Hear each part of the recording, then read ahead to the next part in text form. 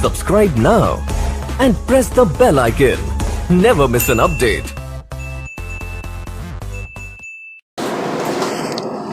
जी, आज के लेक्चर का आगाज करते हैं। सबसे पहले प्रीवियस लेक्चर में से कोई क्वेश्चन पूछना चाहते हो तो पूछ लीजिए। जी,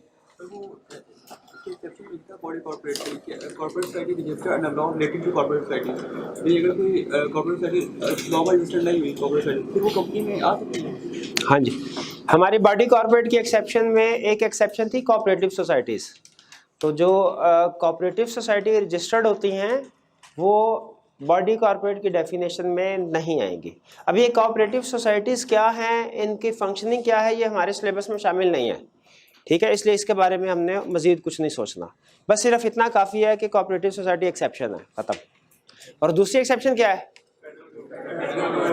हाँ, बिल्कुल, जिसको फेडरल गवर्नमेंट, जिस ऑर्गेनाइजेशन को फेडरल गवर्नमेंट स्पेसिफाई कर दे वो भी हमारी एक्सेप्शन होगी। और कोई क्वेश्चन? सर, अगर एक कंपनी लिमिटेड बाय शेयर है और कंपनी एक्ट 2017 से जनरल रजिस्टर्ड है, तो अगर वो वाइंडिंग अप में जाती है और उसकी वो बैंकरप्ट हो गई है, तो सर वो किस तरह से हम उसका आंसर देंगे कि उनके शेयर होल्डर्स को कितने लायबल होंगे? देखिए, अगर कोई company limited by share winding up में जाती है, बैंकरप्ट हो गई है, तो उसके शेयर किस हद तक लायबल होंगे? अगर तो शेयर्स फुली पेड है तो शेयर होल्डर्स की लायबिलिटी कंपनी एक्ट 2017 में आपने बताया था कि वहाँ पे तो पार्टी नहीं होती, तो अगर कंपनीज एक्ट 2017 आने के बाद कोई कंपनी रजिस्टर्ड हुई है तो बाय डिफॉल्ट उसके शेयर्स हमेशा फुली पेड होंगे, तो उसकी लायबिलिटी तो होगी नहीं, इसका आंसर कोई लायबिलिटी। जी बिल्कुल, ठीक है। असल में मेंबर्स की लायबिलिटी होती है जो फेस वैल्यू ऑफ शेयर्स की हद तक, और वो ऑलरेडी पे कर चुके हैं, तो उनकी फर्दर कोई लायबिलिटी नहीं, कोई पैसे नहीं देंगे उन्होंने। और कोई क्वेश्चन? आपने कल एग्जांपल दी थी कि एक यूफोन की कंपनी है, उसकी होल्डिंग है 50 उसके पास उसके मेजॉरिटी ऑफ शेयर्स हैं, और इसके अलावा इत्तलात है उसको बोर्ड की कंपोजिशन को कंट्रोल करती है। दोनों के पास राइट है, दोनों होल्डिंग है यूफोन की, तो इससे उनके आपस में कोई कॉम्प्लिकेशन आते हैं, मतलब दोनों होल्डिंग है, तो डोमिनेट कौन करेगा? मतलब एक के पास डायरेक्टरी की कंपोजिशन है, एक के पास वोटिंग राइट्स आ रहे हैं, तो मतलब अगर उनके दरमियान में कोई कॉम्प्लिकेशन आ रही है इत्तलात और पीडीसीएल के दरमियान में, ठीक है, तो चूंकि इत्तलात के पास बोर्ड ऑफ डायरेक्टर्स कंट्रोल करने की पावर है तो वो अपने डायरेक्टर्स अपॉइंट कर देगा, वहाँ पे कन्फ्लिक्ट आएगा ही नहीं। मेजोरिटी ऑफ डायरेक्टर्स की बेस पे फैसले होते हैं कंपनी में, तो जब इत्तलात के पास पावर है कि मेजोरिटी ऑफ डायरेक्टर्स को अपॉइंट कर सकता है, तो अगर कन्फ्लिक्ट आएगा भी वो सेफ है। क्यों? क्योंकि मानी उन्हीं की भी जाएगी। क्यों मानी उनकी जाएगी? डायरेक्टर्स उनके मेजोरिटी। हाँ जी बिल्कुल, वो डोमिनेट करेगा। और की क्वेश्चन?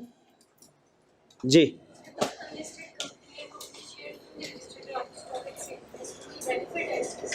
अनलिस्टेड, शाबाश, अच्छा सवाल है। अनलिस्टेड कंपनी अपने शेयर्स को स्टॉक एक्सचेंज में क्यों नहीं लिस्ट करवाती? क्या उसको लिस्ट ना करवाने का कोई बेनिफिट है? देखें, कोई भी जो ऑप्शन हम एक्सरसाइज करते हैं ना, कोई भी काम करते हैं, उसके कुछ प्लस पॉइंट होते हैं, कुछ माइनस होते हैं, तो हमने इवैल्यूएट करना होता है प्लस और माइनस में कौन से ज्यादा है। हमारी ज़रूरत के मुताबिक जो हमें ज़्यादा लगे हम वो फैसला कर लेते हैं। अब जब स्टॉक एक्सचेंज में रजिस्टर करवाते हैं शेयर्स को, तो उनका एक फ़ायदा तो ये होता है कि जनरल पब्लिक आपके शेयर्स बाय करती है, वो क्विकली सेल परचेज हो सकते हैं। लेकिन एक नुकसान भी होता है, स्टॉक एक्सचेंज में रजिस्ट्रेशन करवाते हैं तो उनके अलग रेगुलेशंस हैं जिनको फॉलो करना होता है। तो उस सूरत में कंपनी ने कंपनीज एक्ट को भी फॉलो करना होगा और स्टॉक एक्सचेंज के रूल्स एंड रेगुलेशन को भी फॉलो करना होगा। उसे कहते हैं लिस्टिंग रेगुलेशंस। तो उसके लिए तो डबल लॉज हो गए, तो वो थोड़ा सा उसके लिए मुश्किल हो जाता है। तो कुछ कंपनीज जो समझती है कि जी हमें थोड़े बहुत पैसे चाहिए लेकिन वो अरेंज कर लेंगे हम जनरल पब्लिक को इन्वॉल्व किए बगैर, तो फिर उनकी कोशिश होती है कि स्टॉक एक्सचेंज में ना ही जाया जाए तो बेहतर है। लेकिन एहतियातन अपने आप को पब्लिक के तौर पर रजिस्टर करवाते हैं ताकि अगर कभी ज़रूरत पड़े तो हम शेयर्स को इशू कर सकें। ठीक है, लेकिन हत्तुल इम्कान अवॉइड करते हैं हम। और कोई क्वेश्चन? जी, शेयर को जब इशू किया जाता है, देखें, अगर तो शेयर इशू किए आपने जनरल पब्लिक को, शेयर इशू किए स्टॉक एक्सचेंज में, तो फिर तो वो लिस्टेड बन गया। लेकिन शेयर तो प्राइवेट कंपनीज भी इशू करती हैं। कंसेप्ट ये नहीं है कि प्राइवेट कंपनी शेयर इशू नहीं करती, नहीं बिल्कुल करती है, लेकिन वो जनरल पब्लिक को नहीं करती, वो फ्रेंड एंड फैमिली मेंबर को करेंगे। ठीक है, तो वो शेयर इशू करने से लिस्टेड कंपनी नहीं बनती, और ना ही प्राइवेट कंपनी के शेयर्स को लिस्टिंग करवाना जरूरी है और ना ही करवाया जा सकता। जी,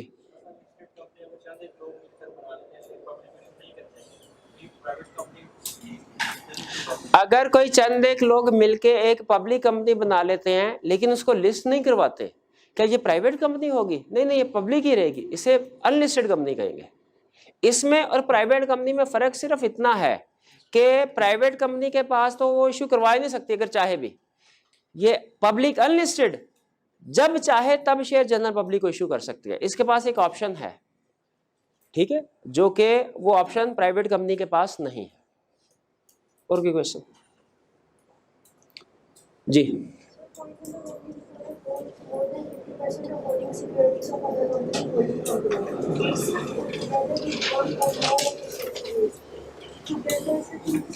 हाँ, वो 50% मोर देन 50% वाले प्रोविजन में लिखा हुआ है कि itself are together with one और मोर सब्सिडरीज। अब ये वही बात, फर्ज कीजिए कि ए कंपनी है, ये ए कंपनी है, इसके पास बी के 60% शेयर था, बी के पास सी के 70% शेयर था, ठीक है। अब ये तो सीधी बी ए की सब्सिडी है, ये समझ में आता है। अब ला ये कहता है इनडायरेक्टली, डायरेक्टली नहीं, इनडायरेक्टली ए ने सी के भी शेयर्स खरीदे हुए, होल्ड किए हैं। कैसे किया? मैं डायरेक्टली नहीं लेकिन इनडायरेक्टली। किसके थ्रू? बी के थ्रू। इस सिचुएशन को कवर करने के लिए उसने आगे लिखा हुआ डायरेक्टली या इनडायरेक्टली। हाँ, वन और मोर सब्सिडीज, ऐसे भी हो सकता है बी हो इसके बाद डी हो, ठीक है। 40% में भी इसके पास हो, 30% इसके पास हो, तो ये दोनों सब्सिडीज आपस में मिल गई। ये कम्प्लेक्स स्ट्रक्चर होता जाएगा, इसके बारे में ज्यादा ना सोचे, सिर्फ डेफिनेशन की हद तक रखें। इतना कम्प्लेक्स स्ट्रक्चर एग्जाम में केस स्टडी में नहीं पूछेगा, ठीक है। वो सिंपल सब्सिडी के साथ पूछ सकता है कि ए की सब्सिडी है बी और बी की सब्सिडी है सी, ए और सी का रिलेशनशिप बताएं, बस यहां तक। जी हाँ, वोटिंग सिक्योरिटीज शेयर्स को कहते हैं, वोटिंग सिक्योरिटीज शेयर को कहते हैं, बस। हाँ ठीक है, इतना ही जी, छोड़ दे इसको, छोड़ दे, ठीक है। Simple concept, single. More subsidy वाला क्वेश्चन ना पूछे, वन सब्सिडी वाला पूछना तो वो पूछना, नहीं उसको छोड़ दे। और क्या क्वेश्चन?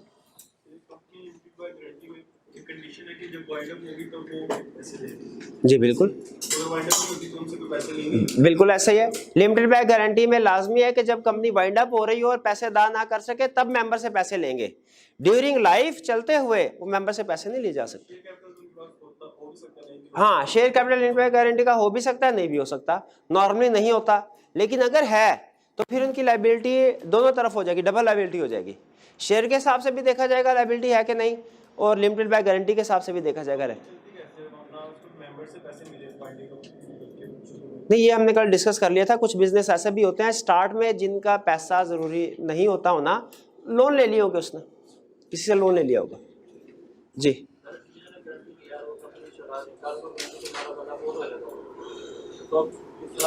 हाँ, अगर कोई लिमिटेड बाय गारंटी में बंदा फोत हो जाता है तो उसमें क्या होगा? देखिए, रूल ये है कि अगर उसकी कोई लायबिलिटी बनती है फोत होने वाले बंदे की, तो फिर उसके जो वाली वारसान होते हैं, लीगल रिप्रेजेंटेटिव्स, वो उस लायबिलिटी को सेटल करते हैं।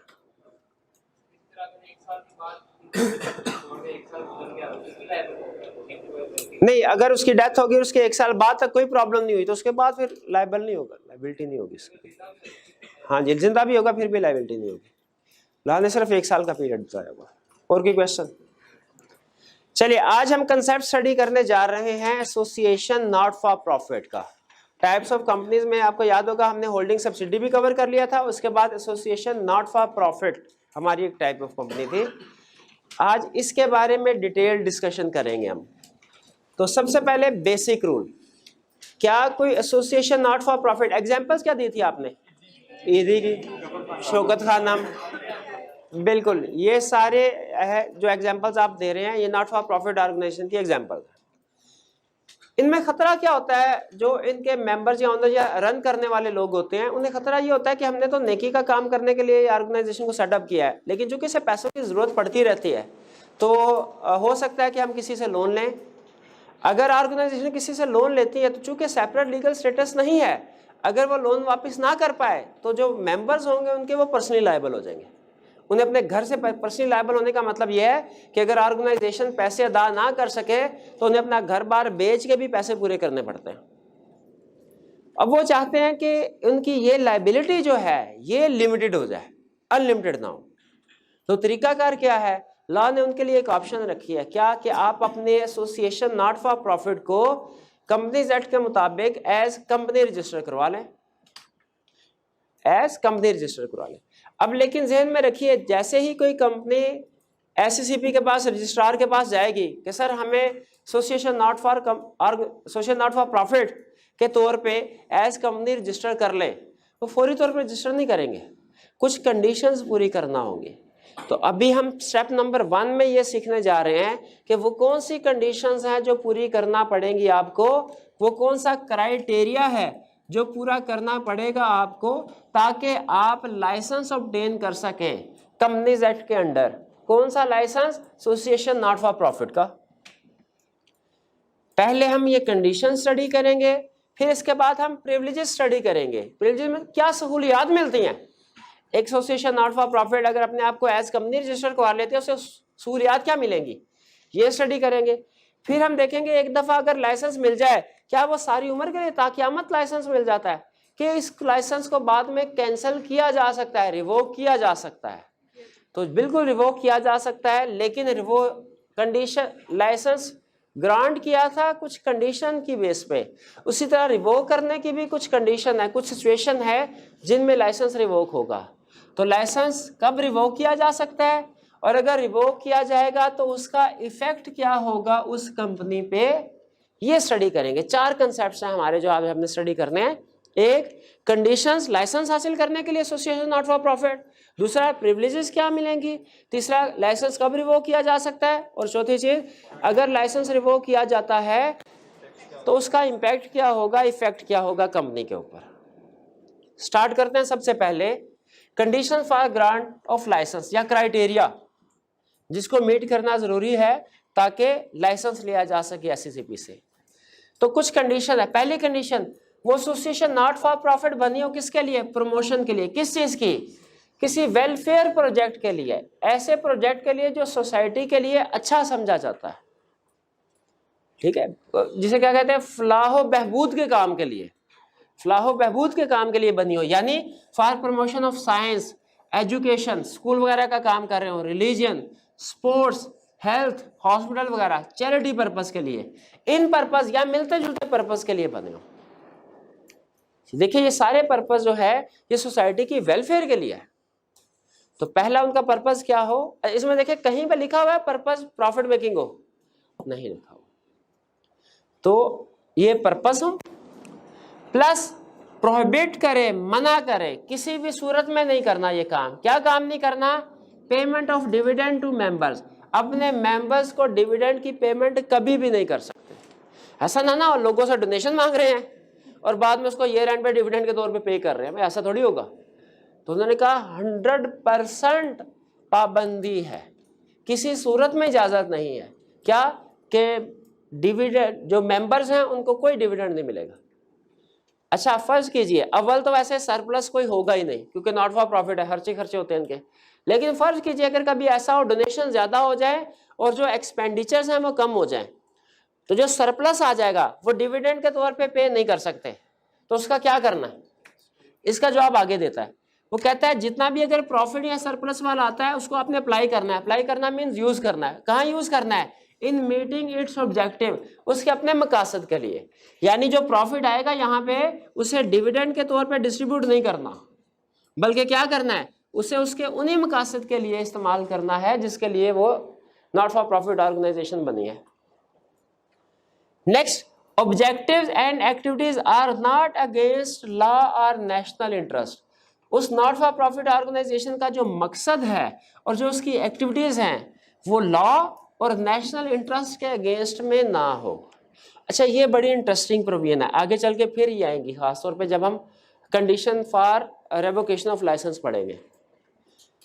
ये जो नॉट फॉर प्रॉफिट ऑर्गेनाइजेशन होती है जिनको हम आम उर्फ आम में एनजीओज भी बाज़ औक़ात कहते हैं, बाज़ औक़ात इनका रोल बड़ा मशकूक सा होता है।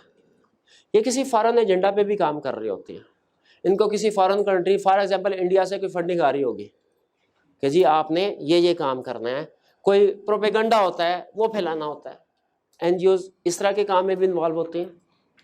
बाज़ औक़ात कुछ दहशतगर्दो टेररिस्ट एक्टिविटीज़ में भी इन्वॉल्व होते हैं। यह पता चलता है कि कोई जासूस था किसी दूसरे मुल्क का, वो किसी एनजीओज के साथ मिलके किसी जगह पे रह रहा है या उसके साथ कोऑर्डिनेशन है, नेटवर्क में इन्वॉल्व। या कुछ एनजीओज ऐसी भी होती हैं मनी लॉन्ड्रिंग में इन्वॉल्व होते हैं। फॉर एग्जांपल आपने शायद कभी सुना हो कि किसी शहर में, जैसे फॉर एग्जांपल कराची है, उसमें कोई एनजीओ रजिस्टर्ड है, वो लोगों से पैसे इकट्ठे करते हैं और उसके बाद वो फ़ौरन किसी दूसरे मुल्क में उन पैसों को भिजवा दिया जाता है, मनी लॉन्ड्रिंग। तो एनजीओज इस तरह की इलीगल या मनी लॉन्ड्रिंग टेररिस्ट एक्टिविटीज़ में भी इन्वॉल्व होती हैं, रियल लाइफ में ऐसे होता है। तो इनको इसीलिए गवर्नमेंट ने ज़रूरी समझा कि इनके ऊपर कंट्रोल अच्छा होना चाहिए, टाइट कंट्रोल होना चाहिए। ठीक है, आप अगर जब देखेंगे ना रेवोकेशन ऑफ लाइसेंस, तो आपने ये नहीं सोचना कि ये तो अच्छे मकसद के लिए ऑर्गेनाइजेशन बनी है, इनका लाइसेंस क्यों रिवोक किया जा रहा है। भाई लाइसेंस रिवोक इसलिए किया जा रहा है कि ऊपर से लग रहा है उनका मकसद बहुत अच्छा है, अंदर खाते वो मुल्क की जड़ें काट रहे हैं। ठीक है, दूसरे मुल्क के जासूसों के साथ मिले हैं, दहशत गर्दी में इन्वॉल्व है NGOs, not for association, not for profit, जो हमें जाहिर में लग रहा है कि कितने अच्छे पर्पस के लिए है। तो इसीलिए उन्होंने कहा अगर कोई भी एनजीओ का मकसद ऐसा हुआ, ऑब्जेक्टिव एंड एक्टिविटीज, और वो लॉ के अगेंस्ट हुआ या नेशनल इंटरेस्ट के अगेंस्ट हुआ, तो फिर हम उसका लाइसेंस कैंसिल कर देंगे। इस शर्त पे आपको लाइसेंस दे रहे हैं कि आपका कोई भी मकसद, ऑब्जेक्टिव या एक्टिविटी लॉ के अगेंस्ट में ना हो, नेशनल इंटरेस्ट के अगेंस्ट में ना हो। अब इसी प्रोविजन को आप आगे चल के देखेंगे, वहां पे एक वैलिड रीजन बताता है लाइसेंस कैंसिल करने की, कि कोई कंपनी इलीगल एक्टिविटीज में इन्वॉल्व हो, sorry NGO not for profit organization illegal activities में इन्वॉल्व हो या पाकिस्तान के कानून के खिलाफ काम करे, ठीक है, टेररिस्ट एक्टिविटी में इन्वॉल्व हो, तो उसका लाइसेंस कैंसिल कर दिया जाता है। अच्छा, ये कंडीशन होगी। प्लस इस कंपनी के केस में देखिए, नॉर्मली जो कंपनीज होती हैं, प्राइवेट कंपनी हो, पब्लिक हो, लिमिटेड बाय शेयर हो, लिमिटेड बाय गारंटी हो, उनका मेमोरेंडम ऑफ एसोसिएशन और आर्टिकल्स ऑफ एसोसिएशन वो खुद बनाते हैं। ठीक है, उसमें जो भी उन्होंने अपने रूल्स एंड रेगुलेशन रखने हैं वो खुद तय करते हैं। लेकिन इसके ऊपर नजर रखने के लिए, इसकी मॉनिटरिंग के लिए एससीसीपी ने कहा है कि जो इसका मेमोरेंडम और आर्टिकल्स ऑफ एसोसिएशन होगा वो स्पेसिफाइड फॉर्मेट के मुताबिक होगा, जो हमने स्पेसिफाई कर दिया। ठीक है, यानी ये उसको अपनी मर्जी से जब चाहे चेंज नहीं कर सकते। तो मेमोरेंडम और आर्टिकल्स ऑफ एसोसिएशन होगा वो स्पेसिफाइड फॉर्म में होगा और कमीशन से अप्रूवल करवानी पड़ेगी उसकी। ठीक है, उसकी कमीशन से अप्रूवल, कुछ थोड़ी बहुत चीजें होती हैं उसमें ऐड करनी होती है। फॉर्म डाउनलोड किया जाएगा जो एससीसीपी की वेबसाइट वगैरह पे है, उसको फिल किया जाएगा, उसमें नाम वगैरह और कुछ दूसरी चीजें कि कौन कौन ओनर है, ये चीजें, और फिर उस फॉर्म को भी अप्रूव करवाया जाएगा कमीशन से। और अगर कमीशन समझे कि अब ये इसमें कोई 2-3 मशकूक लोग भी शामिल है, तो मजीद कुछ कंडीशंस को, इन कंडीशंस के अलावा मजीद कुछ कंडीशंस को ऐड करने की जरूरत है, तो उसने वो पावर भी अपने पास रखी हुई है। कहा ये 4-5 कंडीशन तो हमने आपको बता दी रजिस्टर करवाने के लिए एसोसिएशन नॉट फॉर प्रॉफिट, इसके अलावा अगर हमें मुनासिब लगा तो हम एडिशनल कंडीशन भी इम्पोज कर देंगे आपके ऊपर, जो आपने उनको भी फॉलो करना होगा। ठीक है, और एज्यूम किया जाएगा कि जो हमारी एडिशनल कंडीशन है, अव्वल तो आपने अपने मेमोरेंडम और आर्टिकल्स में उनको ऐड कर देना। ठीक है, और अगर नहीं भी किया तो एज्यूम किया जाएगा हमारी कंडीशन आपके मेमोरेंडम में ऐड है और आपने उनको फॉलो करना है। यहां तक क्लियर हो गया? तो बताइए, एसोसिएशन नॉट फॉर प्रॉफिट का लाइसेंस लेने के लिए क्या क्या कंडीशन पूरी करनी पड़ेगी? स्टेप नंबर, पर्पस कौन सा होना चाहिए? सोशल वेलफेयर का। जैसे 3-4-5 एग्जाम्पल दे देनी आपने, education, health, religion, sports, charity वगैरह। अच्छा, इसके बाद प्रॉफिट मेंबर में किस हिसाब से डिस्ट्रीब्यूट होगा? कभी भी नहीं होगा। अच्छा, कभी भी नहीं होगा तो अगर सरप्लस आ जाता है प्रॉफिट, क्या करेंगे? उस प्रॉफिट को अप्लाई करेंगे उसके ऑब्जेक्टिव्स में ही, और वो पाकिस्तान के लॉ और नेशनल इंटरेस्ट के अगेंस्ट में नहीं काम करना चाहिए उससे। जो मेमोरेंडम और आर्टिकल्स का फॉर्मेट होगा कौन स्पेसिफाई करेगा? अप्रूव कौन करेगा? कमीशन, एससीसीपी एक ही चीज है। ठीक है, अगर वो एडिशनल कंडीशंस को भी ऐड करना चाहे कर सकते हैं, बिल्कुल कर सकते हैं। तो ये हमारी होगी condition for grant of licence. Licence मिल गया, एसोसिएशन नॉट फॉर प्रॉफिट को फायदा क्या होगा? दो फायदे होंगे। पहला फायदा बड़ा, मेंबर्स की लायबिलिटी लिमिटेड हो जाएगी। अब अगर एसोसिएशन लोन लेती है और वापस नहीं कर पाती, मेंबर पर्सनली लायबल नहीं होंगे।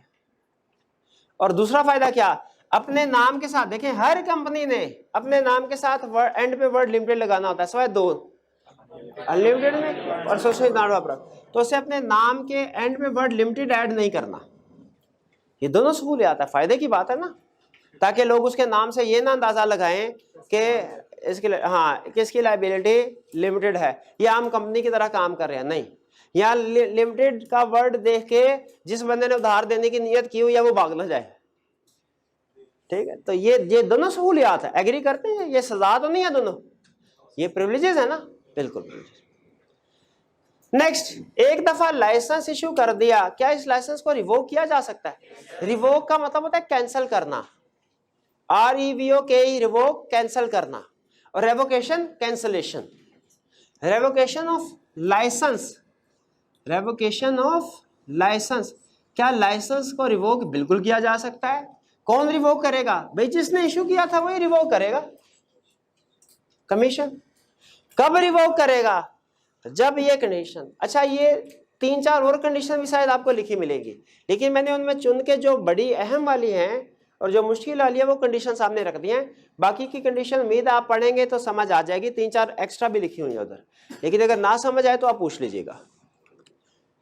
पहले कंडीशन फेलियर, ये जनरल, भाई जिन कंडीशंस की बेस पे इसको लाइसेंस मिला था, अगर वो इन कंडीशंस को कंप्लाई ना करे, लाइसेंस कैंसिल हो जाना क्या? नहीं हो जाना चाहिए ना भाई। लोगों से डोनेशन लेके ये रेंट पे डिविडेंड डिस्ट्रीब्यूट कर दिया, मतलब फौरी लाइसेंस कैंसिल करो इसका। फिर अफेयर्स अगेंस्ट पब्लिक इंटरेस्ट, अगर पब्लिक इंटरेस्ट के खिलाफ अफेयर हो, ठीक है, तो भी कैंसिल। ठीक है, अगर वो कुछ ऐसे एजेंडा पे हो कि लड़ाई झगड़े में बिला वजह जो है जलसे जुलूस में वो बोतलें डिस्ट्रीब्यूट कर रही हो एनजीओ कि एक दूसरे के ऊपर फेंको इनको, ताकि मसला जो भी मसला है वो और ज्यादा बढ़े, तो पब्लिक इंटरेस्ट के खिलाफ अगर अफेयर चल रहे हैं इसके, तो भी इसका लाइसेंस कैंसिल कर दिया जाएगा। फेल टू फाइल फाइनेंशियल, अच्छा आपने काउंटिंग साइकिल पढ़ा हुआ? काउंटिंग में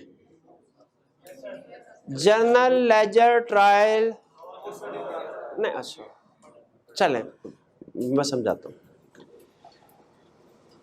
कंपनी दो तरह के रिकॉर्ड मेंटेन करती है, एक वो जो हर रोज उसके खर्चे और इनकम होती है ना उसका रिकॉर्ड, और एक के एंड पे पूरे साल की समरी बनाती है कि हमारे पूरे साल के इनकम और खर्चे कितने हुए। दो तरह के रिकॉर्ड। जो रोजमर्रा का रिकॉर्ड बना रही होती है ना, इसे कहते हैं हम बुक्स ऑफ अकाउंट्स। क्या कहते हैं? Books of. और जो साल के एंड पे पूरे साल की समरी बनाती है कि हमारे टोटल खर्चे और इनकम कितने हुए, इसको कहते हैं financial statements. Financial statements. Law कहता है अगर कंपनी ने बुक्स ऑफ अकाउंट्स मेंटेन, असूल क्या होता है कि कोई भी कंपनी बुक्स ऑफ अकाउंट सारा साल मेंटेन करेगी, साल के एंड पे फाइनेंशियल स्टेटमेंट बनाएगी और अपने मेंबर्स को फाइनेंशियल स्टेटमेंट सेंड कर देगी ताकि पता चल जाए डायरेक्टर की परफॉर्मेंस क्या रही है पूरे साल की। ये रूल है। नॉट फॉर प्रॉफिट ऑर्गेनाइजेशन के लिए भी यही रूल है, एसोसिएशन नॉट फॉर प्रॉफिट के लिए।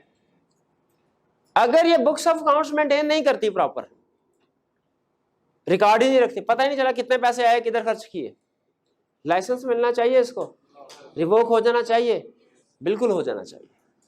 तो ये वो कह रहा है यहां पे कहीं के हाँ, fails to maintain proper accounts, books of account, proper books of accounts उसने मेंटेन नहीं किए, एक रीजन ये होगी। अगली रीजन, अगर बुक्स ऑफ अकाउंट्स तो प्रॉपर मेंटेन किए, फाइनेंशियल स्टेटमेंट्स नहीं बनाई,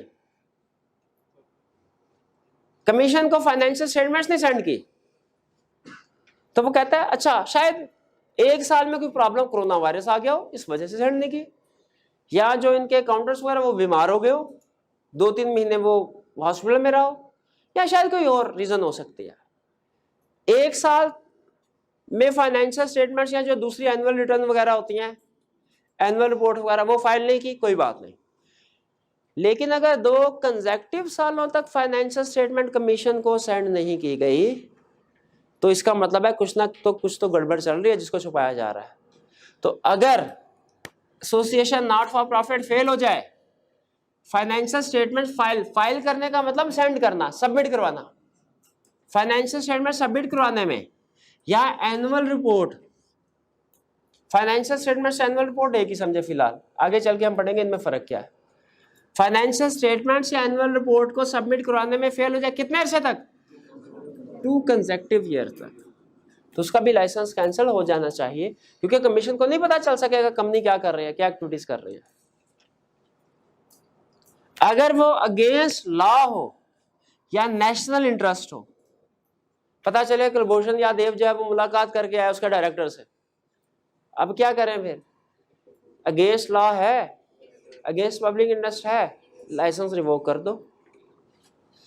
नंबर ऑफ मेंबर्स 3 हो जाए, 3 से कम हो जाए। अच्छा, आपको पता है मिनिमम कंपनी के केस में मिनिमम नंबर ऑफ मेंबर्स कितने हैं? डिपेंड करता है टाइप ऑफ कंपनी पे। अगर प्राइवेट कंपनी है सिंगल मेंबर 1, मिनिमम 1, मैक्सिमम भी 1। अगर प्राइवेट कंपनी है other than single member company, minimum 2, maximum 50। अगर पब्लिक कंपनी है अनलिस्टेड, मिनिमम 3, मैक्सिमम कोई लिमिट नहीं। अगर पब्लिक कंपनी है लिस्टेड, मिनिमम 7, मैक्सिमम कोई लिमिट नहीं। ये लिख लिया आपने? फिर से सुन लें, अब मैं जरा जल्दी बताऊंगा। प्राइवेट कंपनी सिंगल मेंबर है तो मिनिमम 1, मैक्सिमम भी 1। Private company other than single member company minimum 2, maximum 50। Public company unlisted minimum 3, maximum कोई लिमिट नहीं। Public company listed minimum 7, maximum कोई लिमिट नहीं। तो यहां पे देख के मुझे बताइए, आपसे क्वेश्चन पूछ रहा हूं, क्या कोई private company association not for profit का लाइसेंस ले सकती है? इसको देख के लग रहा है कि नहीं ले सकती। क्यों? क्योंकि उन्होंने मिनिमम नंबर रखे हैं 3 से कम नहीं होने चाहिए। इसका मतलब है कि 3 मिनिमम नंबर तो होते हैं पब्लिक कंपनी के, तो पब्लिक कंपनी ये लाइसेंस ले सकती है। 3 से हमें ये लग रहा है। तो अगर तादाद 3 से कम हो जाए तो इसका लाइसेंस, मेंबर्स की तादाद कम से कम 3 होनी चाहिए। अगर ये कंपनी टेररिस्ट फाइनेंसिंग में, दहशतगर्दी में माली मुआवनत कर रही है, लोगों से पैसे देके, वो आप देखते हो शायद कुछ अर्सा पहले वो टीवी पे ऐड आता था, कहीं आप का पैसा वो दहशतगर्दी में इस्तेमाल तो नहीं, और वो बम की शक्ल भी बना के बताते होते थे। तो अगर, हाँ जी, तो अगर हम किसी एनजीओ को डोनेशन दें और वो दहशतगर्दों को आगे पैसे दे दे दहशतगर्दी के लिए, या मनी लॉन्ड्रिंग बाहर के किसी मुल्क में भिजवा दें, लाइसेंस कैंसिल होना चाहिए कि नहीं? आवाम का पैसा किसी और गलत कामों में इस्तेमाल हो रहा है। तो ये वो रीजंस है। इसके अलावा भी 2-3 रीजंस मैंने आपको बताया कि होंगी। एग्री करते हैं कि ये सारी रीजंस इस काबिल हैं कि उस एसोसिएशन नॉट फॉर प्रॉफिट का लाइसेंस कैंसिल होना चाहिए। अच्छा, चुपके से लाइसेंस कैंसिल कर दें कि उसको मौका देना चाहिए, अपना मौक़िफ़ वाज़े कर दे। बिल्कुल, कमीशन लाइसेंस कैंसिल करने से पहले नोटिस इशू करेगा और अपॉर्चुनिटी ऑफ हियरिंग देगा कि आप आके अपना मौक़िफ़ वाज़े करें, क्यों कुलभूषण यादव ने आपसे मुलाकात की थी। अगर वो मौक़िफ़ वाज़े कर दें तो ठीक है, सर हमें थोड़ी पता था वो कौन है, ठीक है, वो तो बस पानी पीने आया था, पानी पी के चला गया, फॉर एग्जाम्पल जो भी कहानी उन्होंने सुनानी है। अगर कमीशन मुतमिन हो जाए तो लाइसेंस कैंसिल नहीं होगा, नोटिस वापस ले लिया जाएगा। लेकिन अगर कमीशन मुतमिन नहीं होता तो फिर लाइसेंस कैंसिल। लाइसेंस कैंसिल हो गया तो अब क्या करना है? आगे चलते हैं। अच्छा, नेक्स्ट जो लर्निंग ऑब्जेक्टिव है, सॉरी, ये नेक्स्ट कंसेप्ट जो है, effect of revocation of license, कि अगर लाइसेंस कैंसिल होता है तो कंपनी पे इसका इफेक्ट क्या होगा। ये स्टेप प्रोसीजरल कंसेप्ट है। प्रोसीजरल का मतलब स्टेप बाय स्टेप चलेगा, पहले एक स्टेप, फिर दूसरा, फिर तीसरा, फिर चौथा। ऐसे स्टेप्स, ऐसे कंसेप्ट्स याद करना आसान होते हैं क्योंकि इनमें लॉजिकल अरेंजमेंट होती है, तरतीब से काम हो रहा होता है। लेकिन फिर भी इसमें गलती का चांस है। गलती का चांस किस वजह से है? इसमें जो डेज का जिक्र हुआ है इनकी वजह से। आपको मैंने बताया कि आई कैप के कुछ तरीका वारदात है स्टूडेंट्स को फेल करने के। सबसे बड़ा तरीका वारदात क्या बताया था? Type of company. कंसेप्ट किसी और कंपनी में अप्लाई हो रहा होता है, पूछ किसी और कंपनी का रहा होता है। तो आपने हमेशा जब भी कोई नया कंसेप्ट सीखना है ये ध्यान में रखना है कि ये कंसेप्ट किस टाइप ऑफ कंपनी पे अप्लाई होता है। इसका दूसरा तरीका, बड़ा तरीका है वारदात। डेज में कंफ्यूजन क्रिएट करवाता है। ठीक है, आगे चल के हम कुछ कंसेप्ट्स पढ़ेंगे। किसी कंसेप्ट के लिए 15 दिन है, किसी के लिए 14 दिन है, किसी के लिए 30 दिन है, किसी के लिए 28 दिन है, किसी के लिए 45 दिन ना हो सकता हो, किसी के लिए 90 दिन। तो ये जब दिन कंसेप्ट ऐड होते जाते हैं ना, तो दिन याद करना स्टूडेंट के लिए थोड़ा सा मुश्किल होता है। वो डेज को कंफ्यूज कर देता है, एक डेज और एक परसेंटेज। ठीक है, तो ये लिख दीजिए। जहां का आई कैप का दूसरा तरीका बार सबसे बड़ा टूल, हथियार स्टूडेंट को फेल करने वाला लॉ के पेपर में, वो परसेंटेजेस और डेज, इनमें कंफ्यूजन क्रिएट करवाएगा आपको। परसेंटेजेस भी आगे यूज होंगी। कभी कोई काम 10% पे होगा, कभी 20% पे होगा, कभी मोर देन 50% पे होगा, कभी 3/4 मेजोरिटी पे होगा। ठीक है, इनमें वो कंफ्यूजन क्रिएट करवाएगा। तो आपने हमेशा जिस कंसेप्ट में परसेंटेज और डेज यूज हुए हैं इनमें आपने गलती नहीं करनी। हर कंसेप्ट में जहां पे परसेंटेजेस और डेज यूज हुए हैं वो ध्यान से इस्तेमाल करने हैं, ध्यान से याद करने हैं और लिखने हैं। ठीक है, दूसरा तरीका बार बता। तीसरा भी बता दूं साथ, अथॉरिटीज में को मिक्स करता है। हमारे लॉ में डिफरेंट अथॉरिटीज होती हैं। कभी डायरेक्टर्स की बात करेगा, कभी मेंबर्स। कुछ काम डायरेक्टर्स ने करने हैं, कुछ मेंबर्स ने करने हैं, कुछ रजिस्ट्रार ने करने हैं, कुछ कमीशन ने करने हैं, कुछ कोर्ट ने करने हैं। इन सब के अपने अपने दायरा कार है। वो क्या करेगा, एक काम जो रजिस्ट्रार ने करना है कहेगा कमीशन, एक काम जो कमीशन ने करना है कहेगा कोर्ट, एक काम जो शेयर होल्डर ने करना वो कहेगा डायरेक्टर ने कर दिया। तो हमें पता होना चाहिए कि किस कंसेप्ट में डायरेक्टर इन्वॉल्व है, किस में रजिस्ट्रार, किस में कमीशन। रजिस्ट्रार पता ना कौन होता, कमीशन पता है कौन होता है, कौन? एससीसीपी। एससीसीपी कौन होता है? पाकिस्तान में जो कंपनीज को रेगुलेट करता है। एससीसीपी के पूरे पाकिस्तान में ऑफिसेज हैं, 8 ऑफिसेज उन्होंने खोले हुए हैं। हर ऑफिस में एक बंदा होता है जिसकी जिम्मेदारी होती है, देखिए बंदे तो और भी होते हैं, लेकिन वो एक बंदा होता है, उसकी जिम्मेदारी होती है जब नई कंपनीज आएगी उनको रजिस्टर करना है, और जो पुरानी कंपनीज होंगी अगर उनको निकालना है तो उनको स्ट्रक ऑफ करना है, रिमूव करना है नाम। उस बंदे का नाम रजिस्ट्रार पड़ा हुआ है, रजिस्ट्रार कहते हैं। क्यों? क्योंकि उसका सबसे बड़ा काम ही यही होता है, कंपनीज को रजिस्टर करना। तो रजिस्टर करने वाले को रजिस्ट्रार ही कहेंगे। रजिस्ट्रार और चीज है, एससीसीपी और चीज। एससीसीपी बड़ा उसका बॉस, हाईएस्ट लेवल। ठीक है, रजिस्ट्रार एक ऑफिस लेवल पे ऑफिसर है जिसने रजिस्ट्रेशन। अब कुछ कामों के लिए हम रजिस्ट्रार के पास जाते हैं, लेकिन अगर काम बड़ा हो ज्यादा तो फिर एससीसीपी के पास जाएंगे, हेड ऑफिस में जाएंगे, फिर वो रीजनल ऑफिस में नहीं जाएंगे। ठीक है, तो बहरहाल अब मुझे बताइए ये लाइसेंस किसने देना है एसोसिएशन नॉट फॉर प्रॉफिट का? रजिस्ट्रार ने तो नहीं देना। अच्छा चले, कमीशन है बिल्कुल। अब लाइसेंस कैंसिल हो गया, इसका इफेक्ट क्या होगा? स्टार्ट करने लगे हम। पहला इफेक्ट, जिस कंपनी का लाइसेंस कैंसिल हो जाएगा फौरन इमीडिएटली डोनेशन रिसीव करना रोक दे। लोगों से कोई पैसे नहीं मांग सकते, डोनेशन रिसीव करना रुक गया। और क्या करें? अपने सारे काम रोक दे, सारे ऑपरेशंस, जो भी किसी किस्म के काम कर रहे हैं। ठीक, किसी किस्म के कोई ऑपरेशन नहीं। फंड कलेक्ट करने के लिए अगर कोई सेमिनार अरेंज करवाया था, कोई कल्चरल शो अरेंज करवाया था, खत्म, कुछ भी नहीं होगा। सारे ऑपरेशन, एम्प्लॉइज को हायर करना था, खत्म। ठीक है, नया ऑफिस जो देख रहे थे, सारे ऑपरेशंस खत्म, कोई ऑपरेशन नहीं करना। सिर्फ एक काम कर सकते हैं, क्या? अगर किसी से पैसे वसूल करने थे वो वसूल कर सकते हैं। रिकवरी ऑफ रिसीवेबल्स के अलावा हर काम खत्म। और रिकवरी ऑफ रिसीवेबल की इजाजत क्यों दी, ये भी अभी आगे आप पढ़ेंगे, क्योंकि पैसे वसूल करके ये नहीं इन्होंने खुद खर्च करने हैं, आगे किसी और को दे देने हैं। लाइसेंस कैंसिल हो गया, स्टेप नंबर 1 डोनेशन खत्म, कोई डोनेशन। स्टेप नंबर 2 सारे के सारे ऑपरेशन खत्म स्वयं रिकवरी ऑफ रिसीवेबल के।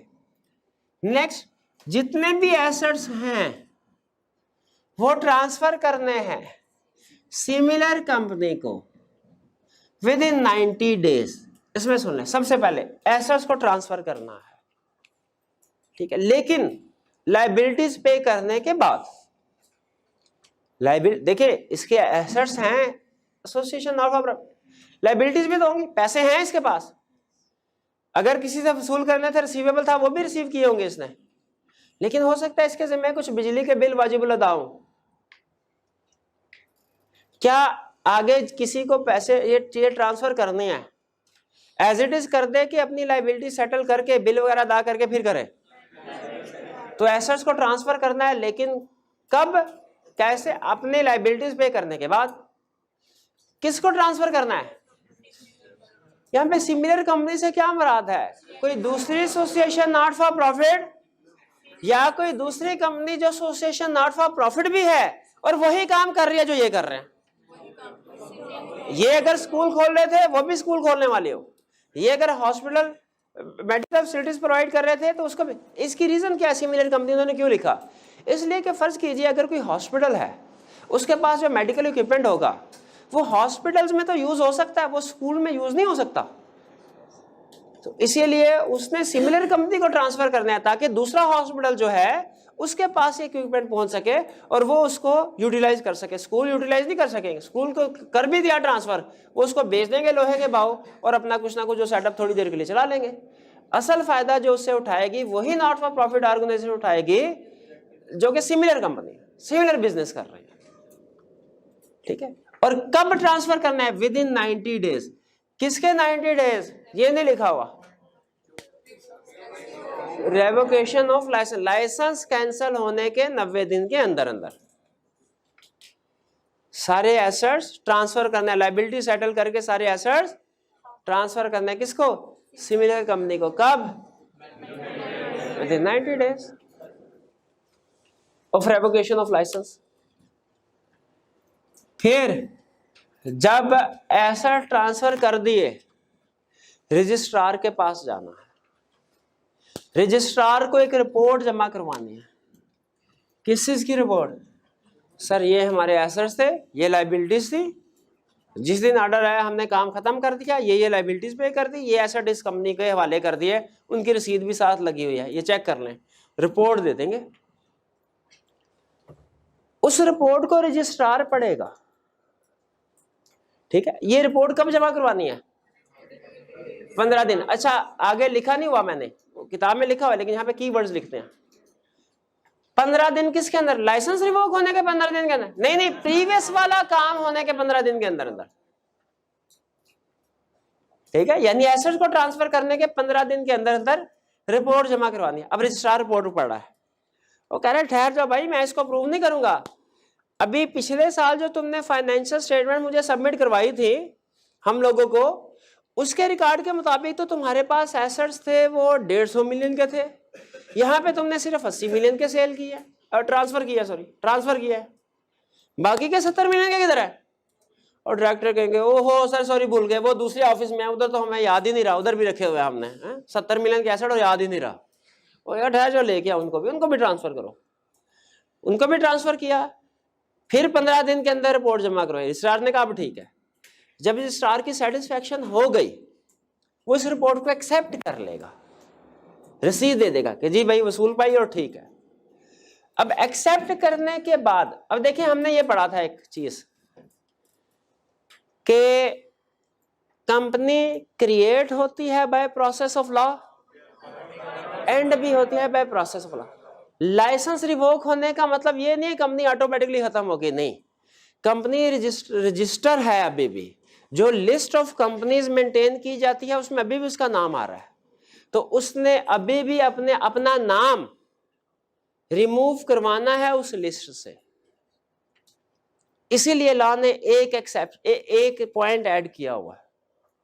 उन्होंने कहा ये जो पैसे ट्रांसफर करेंगे ना पैसा सिमिलर कंपनी को, इनमें एक काम तो आपने करना है, जो आपकी लाइबिलिटीज है वो लेस कर दें, नेट करके भेजें, और दूसरा एक और काम करने के लिए कुछ पैसे रख लें, थोड़े से पैसे रख लें अपने पास, 8, 10, 15, 20 हजार। किस काम के लिए? वाइंडिंग अप के लिए। उसमें आपको जरूरत पड़ेगी आने जाने का किराया, कोई वकील की जरूरत पड़ सकती है, एप्लीकेशन लिखनी है ना। देखिए ये बिल्कुल ऐसे ही है जैसे आम ऑफिस में किसी बंदे ने नौकरी छोड़नी हो, वो ऐसे नहीं होता कि भाई मैं फैसला किया कल से नौकरी छोड़नी है तो नहीं जा रहा। नहीं नहीं, बाकायदा वो अपना रेजिग्नेशन लेटर लिखता है, तरीकाकार होता है ना, प्रोसीजर होता है, अपॉइंट होने का भी प्रोसीजर है और रेजिग्नेशन का भी प्रोसीजर है। वो सबमिट करवाता है, उसका रेजिग्नेशन अप्रूव होता है, वो अपनी अथॉरिटी सारी हैंड ओवर करता है, फिर वो रिलीज होता है। उसी तरह एक अगर एसोसिएशन नॉट फॉर प्रॉफिट है, क्रिएट हुई बाय प्रोसेस ऑफ लॉ, तो उसको वाइंड अप भी होना चाहिए bye process of law. Asset हरा के ट्रांसफर कर दी, अब देखिए दुकान खाली पड़ी है उनकी, सब कुछ खाली, बिल्कुल खत्म, कुछ नहीं इनके पास, लेकिन फिर भी इन्होंने वाइंडिंग अप करवानी है अपनी। वाइंडिंग अप का मतलब क्या? अपना नाम जो रजिस्ट्रार की लिस्ट है उससे रिमूव करवाना है, उसके लिए अप्लाई करेंगे। तो अगली कहानी वो यही बता रहा है। क्या कह रहा है कि जब रजिस्ट्रार रिपोर्ट को एक्सेप्ट कर लेगा कि ठीक है आपने जो ट्रांसफर कर दिए एसेट बिल्कुल ठीक ही है, थोड़े से पैसे अपने पास रख लिए, ठीक है, वाइंडिंग आपके लिए रीजनेबल है, उसके बाद रिपोर्ट एक्सेप्ट करने के 30 दिन के अंदर अंदर वाइंड अप करेंगे रजाकाराना तौर पे, वॉलंटरी वाइंड अप, यानी डायरेक्टर्स खुद से एप्लीकेशन देंगे कि इस कंपनी को वाइंड अप कर दे। वाइंड अप करने का मतलब इसका नाम लिस्ट ऑफ कंपनी से निकाल दें, ठीक है, और उसके लिए जो जरूरी एक्सपेंसेस होंगे उन्होंने ऑलरेडी रखे हुए हैं। फिर उसके बाद रजिस्ट्रार ये एप्लीकेशन लेगा, उनका नाम निकाल देगा, फिर ये प्रोसेस कंप्लीट होगा। सिर्फ लाइसेंस कैंसिल हो जाने से प्रोसेस कंप्लीट नहीं होता, वो तो वहां से एक प्रोसेस शुरू होता है। क्लियर हुई बात? तो मुझे बताइए, अगर लाइसेंस रिवोक कर दिया कमीशन ने, करेगा कौन भला? एससीसीपी या कमीशन कर दिया, तो फिर क्या होगा? स्टेप नंबर 1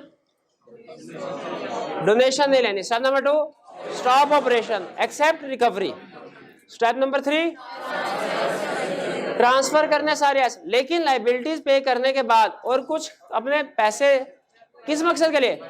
वाइंडिंग अप के लिए, ताकि बाद में अपना नाम रजिस्ट्रार के रिकॉर्ड से रिमूव करवाया जा सके। ठीक है, ट्रांसफर कर दिए, किसको करने हैं? सिमिलर कंपनी को। कितने दिनों में? 90 डेज। किस से? From revocation of license. Transfer कर दिए, इसके बाद रिपोर्ट फाइल करनी है रजिस्ट्रार को, कितने दिन में? 15 दिन में। अगर रजिस्ट्रार रिपोर्ट एक्सेप्ट कर ले तो फिर आखिरी काम क्या करना है? वाइंडिंग अप अप्लाई करना। अच्छा सुने, फर्ज कीजिए लाइसेंस कैंसिल हो गया, 90 दिन के अंदर अंदर एसेट ट्रांसफर करने थे, डायरेक्टर कहते हैं नहीं करते, लो कर लो जो करना। ये भी तो हो सकता है। अगर डायरेक्टर्स किसी भी स्टेप पे 90 डेज में, 15 डेज में या 30 डेज में ये काम नहीं करते, अनड्यू डिले करते हैं या नेसेसरी स्टेप्स नहीं लेते, फिर क्या होगा? ये पॉसिबिलिटी है। इसीलिए कमीशन ने ये कहा कि अगर आप ये स्टेप्स नहीं लेते ना तो हमारे पास ये पावर है, हम एक एडमिनिस्ट्रेटर अपॉइंट कर देंगे। एडमिनिस्ट्रेटर जो कि आप लोगों को घर भेज देगा और ये काम जो आपने करने थे खुद करेगा। ये एडमिनिस्ट्रेटर की अपॉइंटमेंट ऐसा ही है जैसे किसी मुल्क में मार्शल लॉ लग जाता है, ठीक है, तो वो कहेगा भाई एडमिनिस्ट्रेटर अपॉइंट हो गया, सारे काम अब मेरे जिम्मे, आप लोग घर जाए, नहीं काम कर रहे थे ना आप, जाएं अब घर, अब मैं खुद कर लेता हूँ। एडमिनिस्ट्रेटर ये सारे काम फिर खुद करेगा। चलिए, अच्छा अब सुने, डायरेक्टर ने कहा नहीं नहीं सर हम ये सारे काम करते हैं, आप एडमिनिस्ट्रेटर को ना भेजे। लेकिन डायरेक्टर ने एक प्लान बनाया। उन्होंने कहा ठीक है हमारी हरकतें ऐसी थी, लाइसेंस कैंसिल हो गया, ठीक है, लेकिन हम चाहते हैं कि डायरेक्टर भी बने रहे और उसी तरह जैसे पहले हमारा लिविंग स्टाइल था वो आगे भी चले। तो ऐसा करते हैं, हमें हॉस्पिटल, लाहौर में लिस्ट निकाली, पता चला 6 हॉस्पिटल्स और हैं जो एसोसिएशन नॉट फॉर प्रॉफिट के तौर पर रजिस्टर्ड है, जिनको एसेट ट्रांसफर करना। ये एक एक किसे जाके मिले और हर हॉस्पिटल के डायरेक्टर से उन्होंने पूछा, सर हमारे पास 150 मिलियन की एसेट्स हैं, ट्रांसफर आपके हॉस्पिटल को जरूरत है? दूसरे कहेंगे क्यों नहीं जरूरत है, हम तो पहले ही हमारे पास रिसोर्सेज कम है, ले आए एसेट। डायरेक्टर ने कहा लेकिन एक हमारी शर्त है, क्या? हमें आप अपनी कंपनी में डायरेक्टर बना लें। हमारी कंपनी तो खत्म हो गई, अभी अपनी कंपनी में डायरेक्टर बना लें। पहले वाले कहेगा नहीं नहीं सर आपने सही काम नहीं किया था, पहली कंपनी में हमारी कंपनी भी डुबोएंगे, कोई नहीं ना, दूसरा भी करेगा ना, तीसरा भी करेगा ना, भाई कोई ना कोई मान ही जाएगा ना, जो मान जाएगा उसके साथ अरेंजमेंट करेंगे, उसकी कंपनी को ट्रांसफर कर देंगे एसेट और खुद नई कंपनी में डायरेक्टर बन जाएंगे। पुरानी वारदात फिर शुरू। अब बताए, देखिए ये लोग जो होते हैं ना, ये इसी तरह लॉ में लूप होल्स ढूंढते हैं कि कहां पे कमी है, यूटिलाइज करते हैं अपने बेनिफिट के लिए। कमीशन ने कहा ठहर जाए, आपका ये रास्ता भी रोकते हैं। रोका कैसे?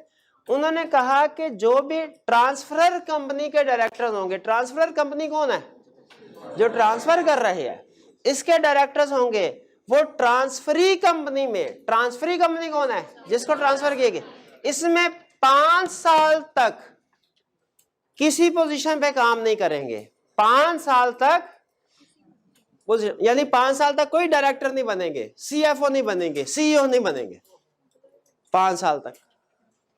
एम्प्लॉय हाँ गार्ड के तौर पे नौकरी करना चाहे वो कर सकते हैं, उसके लिए रोक टोक नहीं है, लेकिन क्यों करेंगे वो? ठीक है, ऑफिसर लेवल पे कोई काम नहीं कर सकते। और ये 5 साल कब से काउंट करने हैं भला?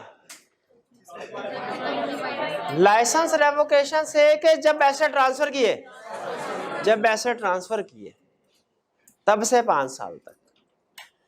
क्लियर हो गई ये बात? तो लाइसेंस रिवोक होगा तो क्या इफेक्ट है? क्लियर? चलिए अब ऐसा करते हैं, हम पास्ट पेपर के कुछ क्वेश्चन को डिस्कस कर लेते हैं इस कंसेप्ट से रिलेटेड, कि पास्ट पेपर में इस कंसेप्ट को उसने कैसे पूछा हुआ है। Question number 15, Al-Falah Association is an association of persons. It wants to register itself as a limited company but does not wish to include the word limited in its name. Limited company के तौर पर registered होना चाहते हैं, लेकिन नाम में लफ्ज लिमिटेड। क्या लॉ में कोई ऐसी जगह है जहां पे उन्होंने बताया हो कि लिमिटेड का वर्ड नहीं भी लग सकता? एसोसिएशन, इससे हमें नॉट टू इंक्लूड के लफ्ज से पता चल गया हमें एसोसिएशन नॉट फॉर प्रॉफिट का कंसेप्ट है। In view of the provisions of Companies Act 2017, you are required to explain the conditions that need to be satisfied before the Commission may issue a license and allow it to dispense with का मतलब अलग कर सके with the word limited from its name। बताइए कौन सा concept पूछा? सारे कंसेप्ट आपके सामने हैं, कंडीशंस वाला, सारी कंडीशन।